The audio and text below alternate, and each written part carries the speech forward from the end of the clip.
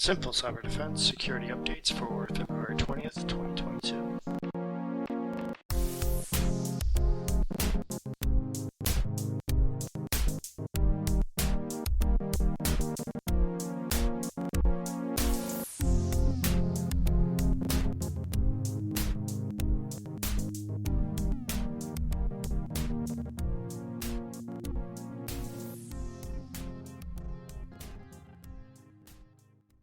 Welcome back to the Simple Cyber Defense. In this episode, we're going to be discussing cloud computing, the basics of it, and why you should start caring about it. In the news, we keep hearing over and over about different cloud computing modules and services that are out there, and so we're going to go over that and what you need to look out for and to keep yourself private and secure.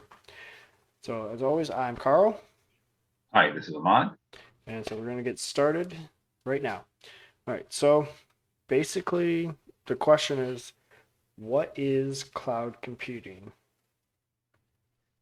Well, simply put, cloud computing is the delivery of computing services. It includes servers, storage, databases, networking, software, analytics, any type of intelligence over the internet. And that's what is referred to as the cloud. And this is basically to offer faster innovation and flexible resources and economies of scale. Because in cloud computing, you typically pay only for the cloud service that you use. And there is a lot of services that we get for free, in the cloud that we don't realize that these are, cloud services.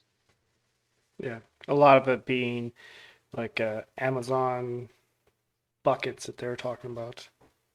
Well, if you look at even something like Microsoft 365 or even Google, Gmail, that's a software as a service. Your Google Photos, that's also software as a service. It's similar. It's similar. Yeah, Amazon, which it's the biggest cloud service provider.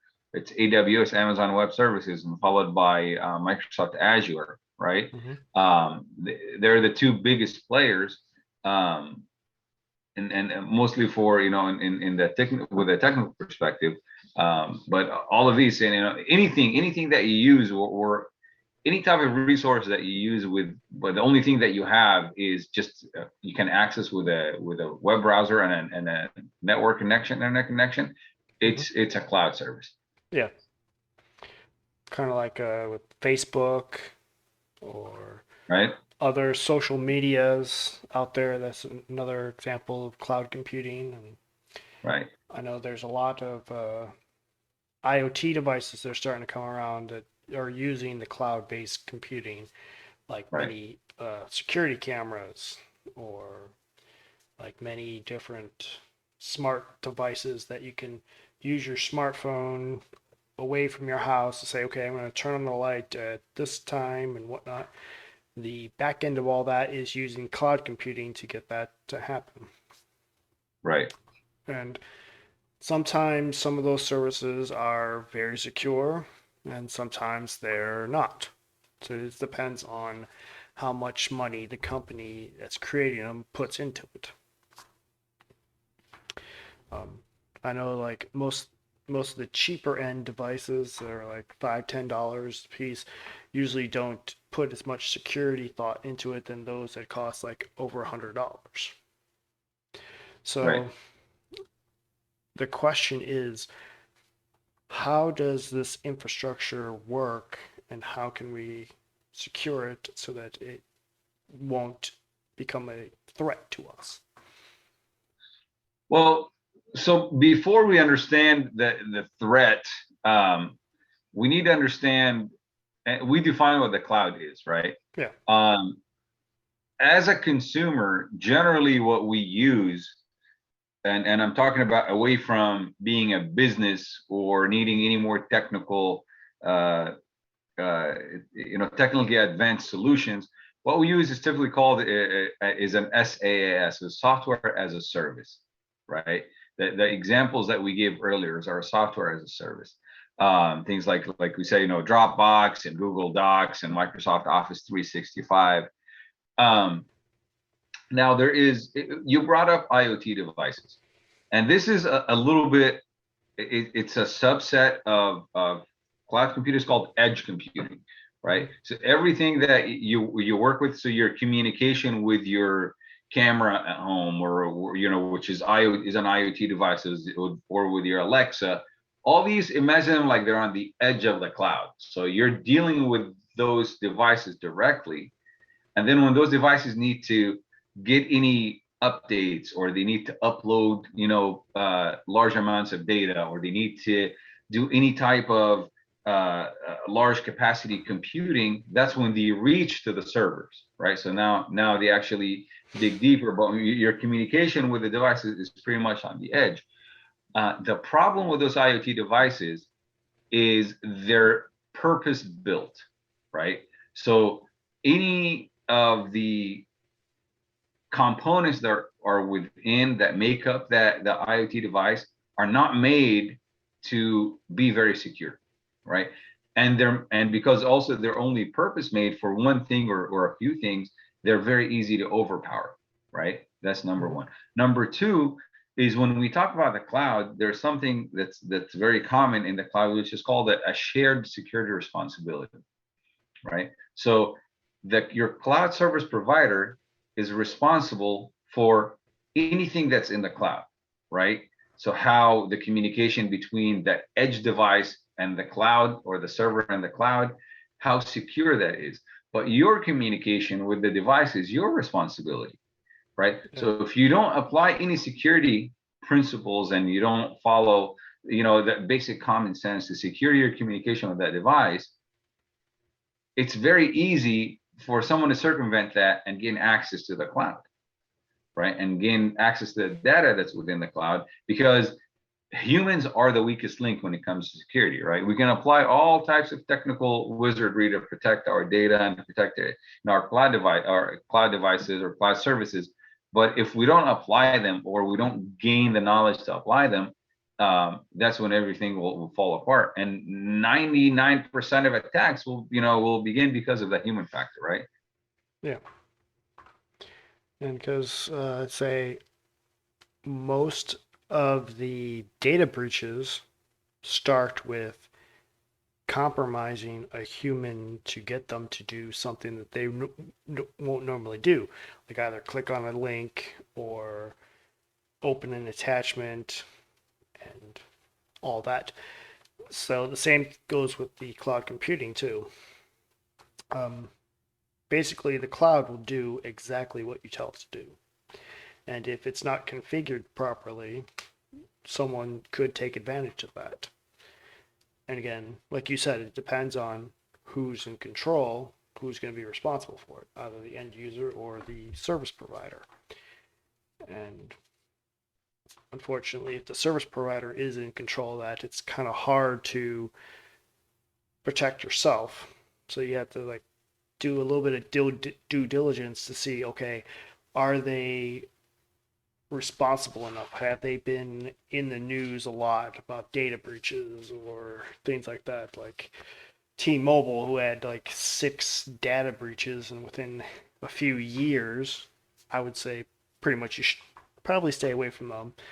But if you get another company that has 1 or 2 data breaches within a 6-year period, I think they're pretty good with their security, because unfortunately, it's impossible this day to be completely hack proof. You're going to have some mess ups or some kind of breaches within your walls, because again, the human factor is the weakest link. And unfortunately, you can't eliminate the human factor from security. Right.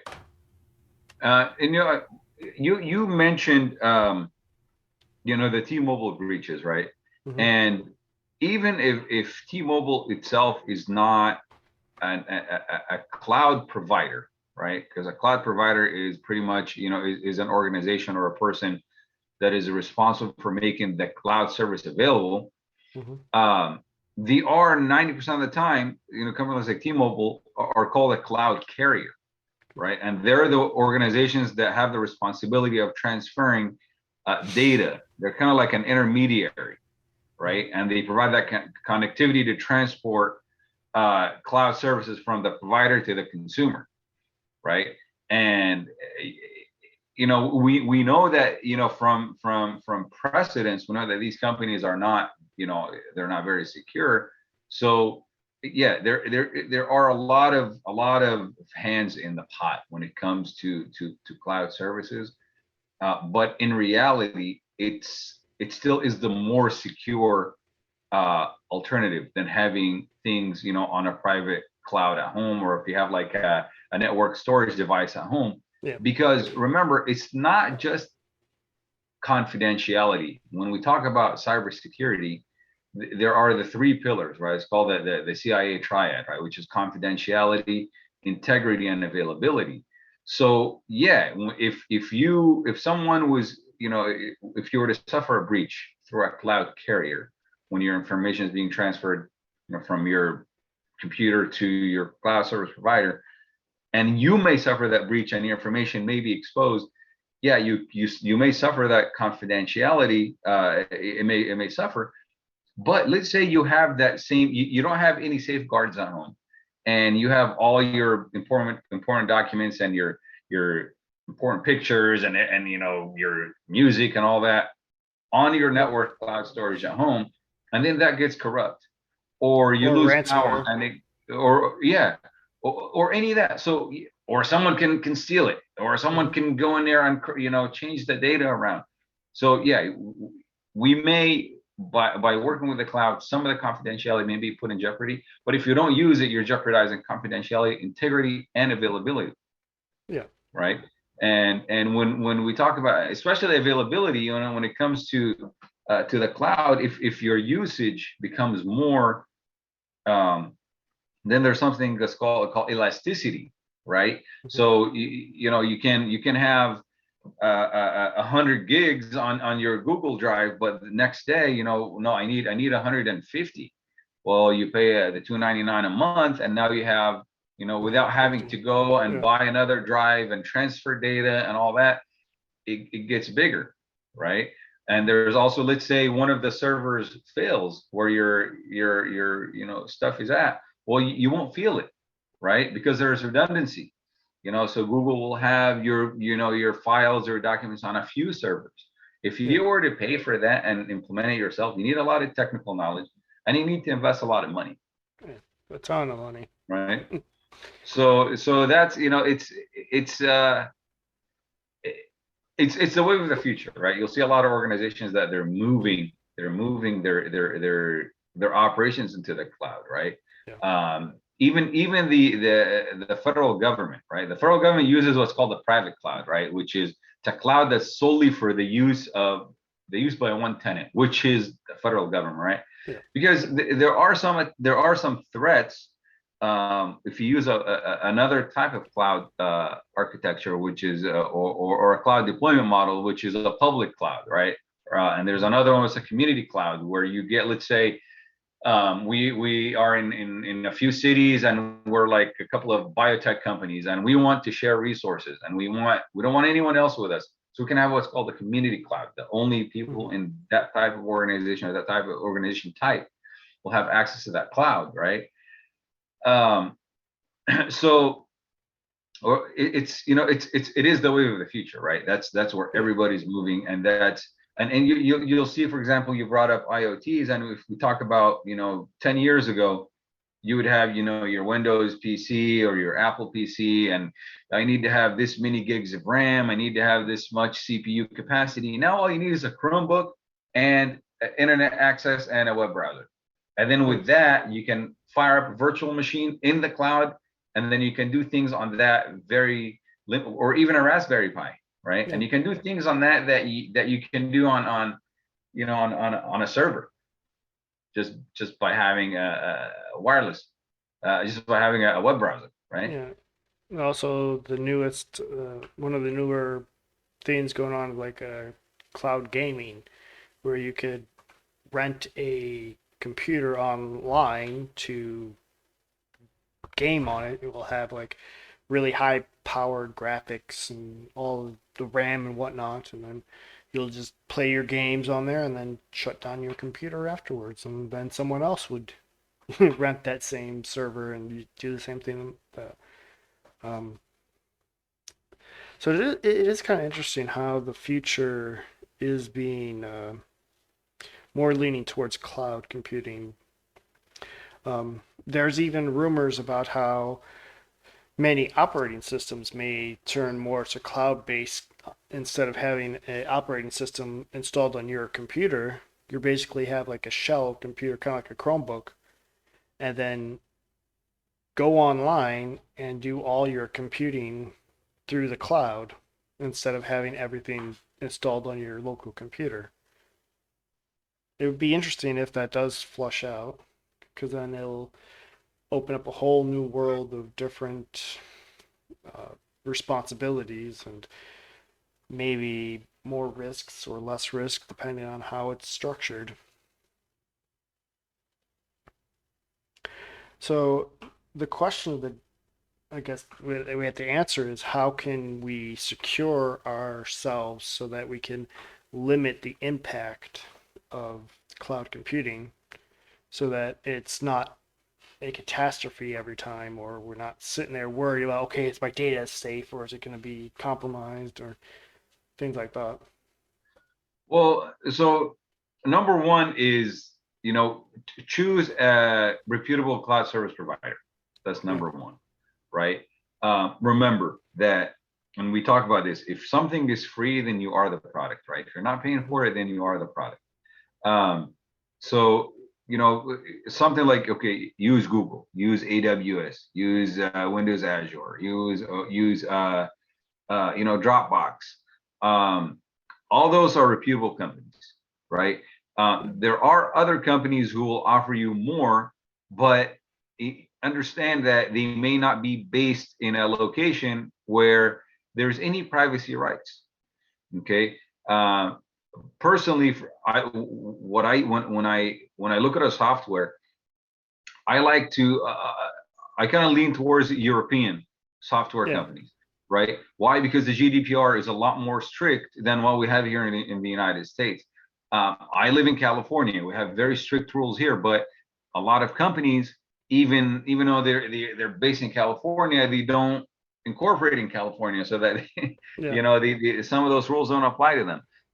But Europe in general has that GDPR regulation that protects the consumers, and I'm hoping that in the United States we'll catch up Yeah, maybe. eventually as a country. Because I mean, we've done, like, if you look at HIPAA, for example, we've done something when it comes to medical data, but yeah. we want that for all data, Mm-hmm. right? So that's number one, is choose a good cloud service provider that you trust with your data. And then you really can't do much with your data as long as it's in the cloud, right? Yeah. But you need to use common and common sense and good security practices when it comes to securing your access to that cloud, right? We talked about this before. Use encrypt your data. When you in use and in transit. Use a VPN when you're uploading that data. Use a password manager for all your cloud services. Don't use the same username and password for everything, right? Yep. All those things are don't share your password. I need to log in and see, something that, you emailed me, but I didn't get it. Can I just get your password and I'll log in? No, you can't. No. Things like that. So because the threats for cloud services are there, right? And there's a lot of them, and the more organizations get into the cloud, the more threats that we will, and the more attacks that we will see. Yeah. Because like, how many times have you heard celebrities' iPhones have been hacked into, and all their private, saucy little photos get leaked Right. online? the same concept goes for all of us. Like, would we want our private photos or private documentations to be plastered online? If we don't secure it properly, that's basically what we're doing. We're just leaving the door wide open for someone to walk right in, take what they want, and do whatever they want with it. And who knows what they're going to do with it.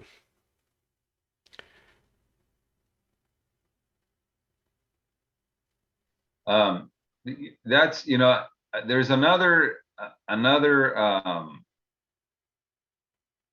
thing, another type of threat, which is it's it's insufficient due diligence, right? Yeah. And it's kind of like you think you're doing, you think you're doing right, you think you're doing enough, but in reality you're not. Okay, so one of the easiest way to combat this is education, right? And we push this a lot, right? And we say, and this is the main purpose of our podcast, is educate yourself, right? If you don't know what you don't know, right? But that's not an excuse, right?